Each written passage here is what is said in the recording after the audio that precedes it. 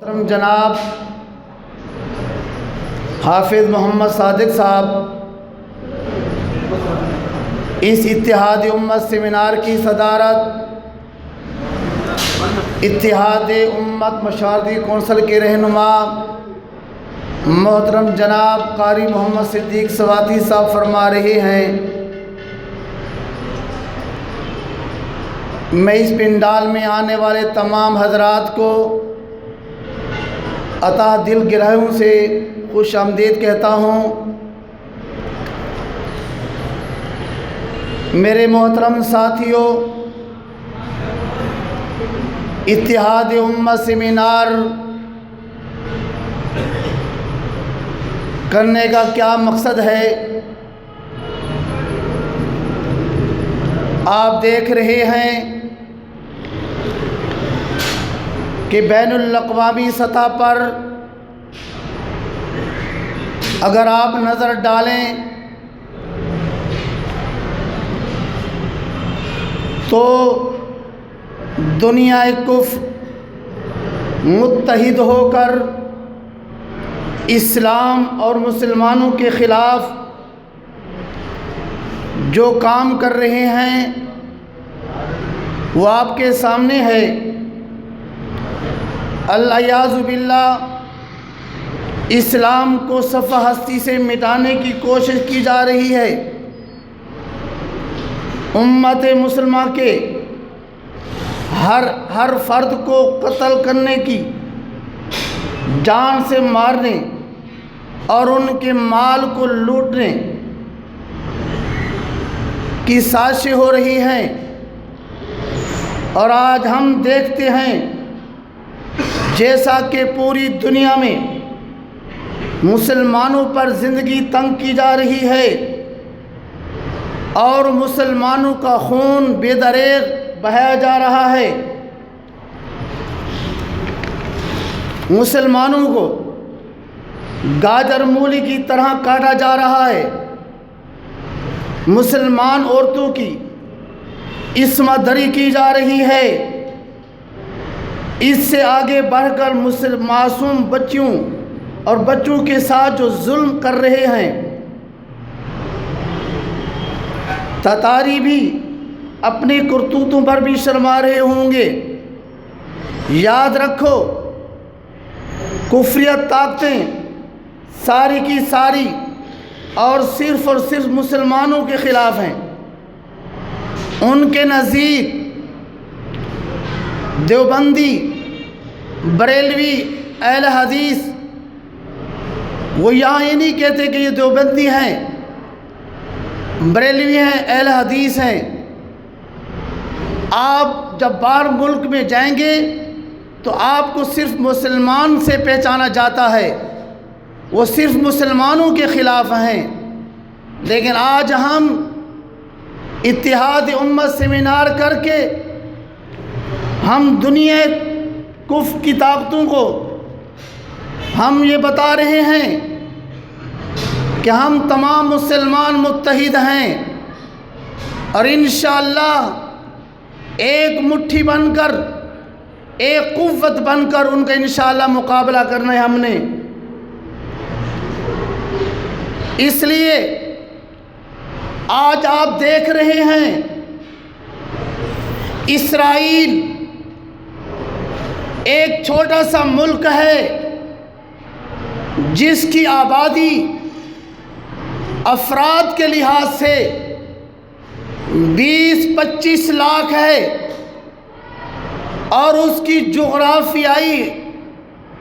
حدود اگر آپ دیکھیں 20,000 مربع میل ان کی ٹوٹل یہ آبادی ہے، اور وہ پوری دنیا کو آنکھیں دکھا رہا ہے۔ اور اس وقت مسلمانوں کی آبادی 1.5 ارب کے قریب ہے، لیکن وہ سمجھ رہا ہے کہ مسلمان امت مسلمہ بکھری ہوئی ہے، وہ جہاں چاہتا ہے، جس ملک میں چاہتا ہے، اسرائیل اپنی سازشوں کے تحت اپنے ناقاب عزائم کے ساتھ مسلمانوں کو قتل کر رہا ہے، لیکن ہم 1.5 ارب مسلمان اگر ہم دیکھیں، ہمارے 55 اسلامی ممالک ہیں، ہمارے 55 اسلامی ممالک کے حکمران اپنے اقتدار کو بچانے کی کوشش کر رہے ہیں کہ بس ہمارا اقتدار رہے، اور امت مسلمہ کو فرقہ واریت میں ڈال دیا کہ آپس میں فرقوں میں بٹ جائیں اور لڑتے رہیں۔ کبھی مذہب کے نام پہ لڑایا جا رہا ہے، کبھی قومیت کے نام پہ لڑایا جا رہا ہے، کبھی لسانیت کے نام پہ لڑایا جا رہا ہے۔ آج کا یہ اتحاد امت سیمینار جو آج آپ کے اس گجر قلم میں منعقد کیا جا رہا ہے، یہ آج پیغام دے گا کہ آج الحمدللہ مسلم امہ کے تمام مذہب مسلک کی جو جماعتیں ہیں آپ کو اسٹیج پر اکٹھی نظر آئیں گی۔ دیوبند مسلک سے تعلق رکھنے والا ہو، اہل حدیث مکتب سے تعلق رکھنے والا ہو، بریلوی مکتب سے فرق سے تعلق رکھنے والا ہو، آج آپ کو ایک اسٹیج میں اکٹھے نظر آئیں گے، اور انشاءاللہ اتحاد امت بشارتی کونسل نے اس علاقے سے ابتدا شروع کی ہے۔ ہم اللہ سے دعا کرتے ہیں کہ یہ اتحاد پورے ملک میں، پوری دنیا میں قائم ہو۔ میرے ساتھیوں، اتحاد امت سیمینار میں آج ہمارے جو مہمانان گرامی نے تشریف لانا ہے، اس میں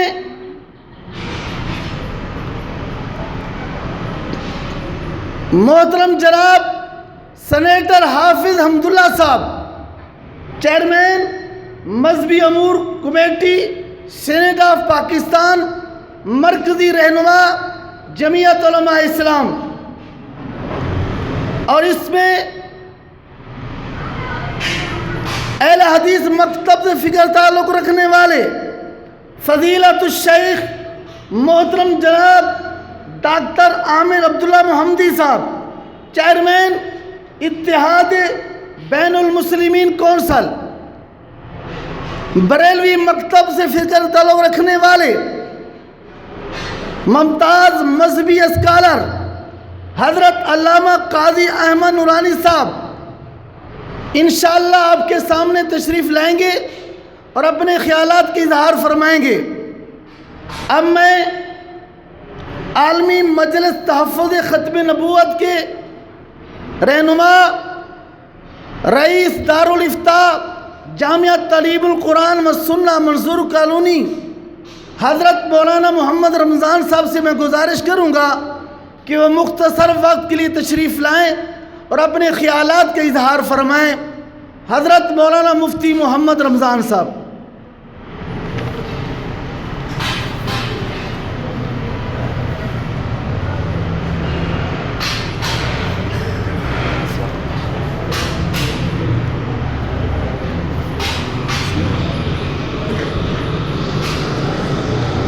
نحمده ونصلي على رسوله الكريم،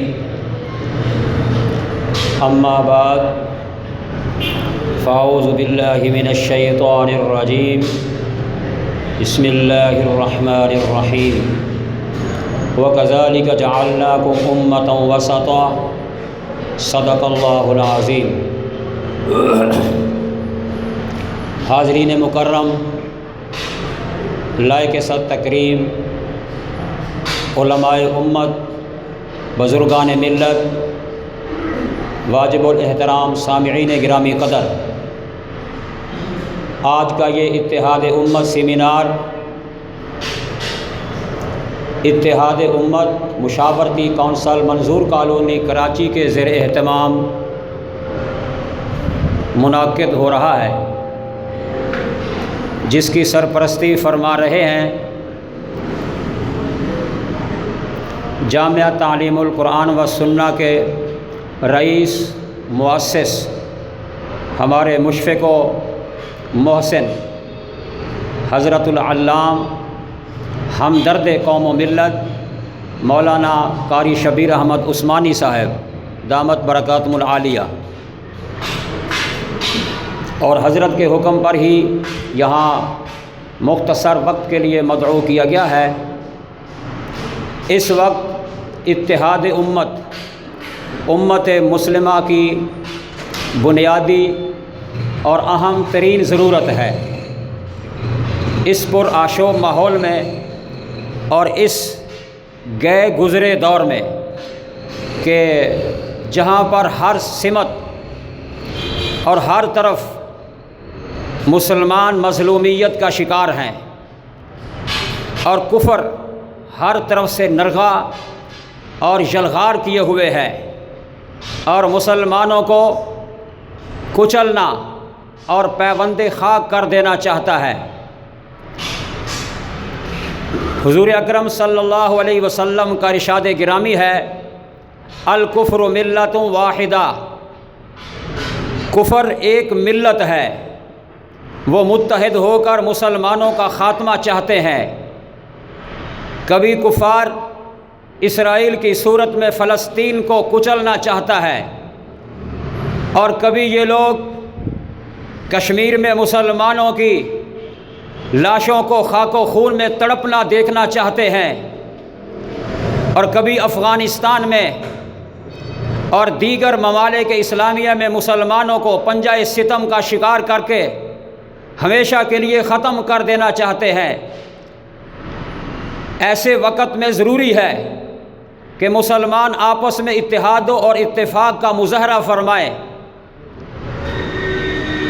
ایک بڑا دشمن ابھی ختم نہیں ہوتا، دوسرا اس سے بڑھ کر زیادہ خطرناک دشمن سر اٹھا لیتا ہے۔ قیام پاکستان، آزادی ہند اور پاک و ہند کی تقسیم کے بعد جب انگریز یہاں سے گیا جو مسلمانوں کا بہت بڑا دشمن تھا، اور یہاں پر یہ پہلا دشمن تھا، شیخ العرب والعجم، شیخ الاسلام والمسلمین مولانا سید حسین احمد مدنی رحمۃ اللہ علیہ نے ایک بہت بڑے جمع غفیر اور جلسہ عام سے خطاب کرتے ہوئے ایک آہ کھینچی اور فرمایا کہ ہمارا ایک دشمن تو یہاں سے چلا گیا، ہم نے اپنے ایک دشمن کو تو یہاں سے نکال دیا، لیکن ہمارا دوسرا دشمن یعنی انگریز کے بعد ہندو جو مسلمانوں کا سب سے بڑا دشمن ہے، اس نے سر اٹھا لیا اور اس نے ہمارے ساتھ غداری اور بے وفائی کا ارتکاب کیا۔ ہم نے کانگریس میں ہندوؤں کا ساتھ دیا تھا اور انگریزوں کو یہاں سے بھگایا، لیکن ان کے جانے کے بعد انہوں نے ہمارے ساتھ بد عہدی اور بد وفائی کا ارتکاب کیا۔ گویا کہ ایک کفن چور چلا گیا، دوسرا بڑا اور خطرناک کفن چور یہاں پر مسلط ہو گیا۔ عزیزان من، حضرت حسین احمد مدنی رحمۃ اللہ علیہ نے اس پر یہ بات ارشاد فرمائی کہ ایک قصبے میں ایک کفن چور تھا، جب مسلمان کسی مردے کو دفن کر کے چلے جاتے، وہ قبر کشائی کر کے اس کا کفن چرا لیتا۔ مسلمان اس سے بہت تنگ تھے کہ یہ مردوں کو بھی ذلیل کرتا ہے اور کفن بھی چوری کر کے لے جاتا ہے۔ تمام مسلمانوں میں آپس میں بیٹھ کر مشورہ کیا کہ اس کے خلاف بد دعا کی جائے۔ دعا کی کہ یا اللہ اس کو موت دے دے اور ہمیں چھٹکارا ہو جائے کہ یہ مردوں کو بھی ذلیل کرتا ہے اور کفن بھی چوری کرتا ہے۔ حضرت حسین احمد مدنی رحمۃ اللہ علیہ نے فرمایا کہ وہ تو مر گیا، لیکن اس کے بعد اس کا ایک اور خلیفہ کفن چور آیا، وہ اس سے بڑھ کر زیادہ خطرناک ثابت ہوا۔ اس نے مردوں کے کفن بھی چوری کرنا شروع کر دیے اور ساتھ ساتھ جاتے ہوئے مردے کی مقعد یعنی اس کے پخانہ کے مقام پر ایک کھونٹا بھی ٹھوک کر چلا جانے لگا۔ تو لوگ بہت زیادہ پریشان ہوئے اور سب نے کہا رحم اللہ النباش الاول، جو پہلے والا چور تھا اللہ اس کے اوپر رحمت کرے۔ پہلے والے چور پر اللہ رحمت نازل فرمائے کہ وہ صرف کفن چوری کرتا تھا، یہ جو دوسرا کفن چور ہے اس سے بھی زیادہ خطرناک اور بڑھ کر دشمن ثابت ہو رہا ہے۔ میرے عزیزو، اسی طرح انگریز ہمارا دشمن یہاں سے چھوڑ کر چلا گیا، لیکن اس سے خطرناک دشمن جو پاکستان کا دشمن ہے، اسی طرح حضرت حسین احمد مدنی رحمۃ اللہ علیہ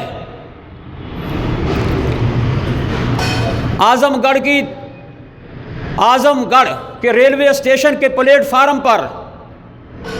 ہزاروں کے مجمع کے اندر خطاب کرتے ہوئے فرما رہے تھے کہ مسجد کے بنانے میں تو اختلاف ہو سکتا ہے،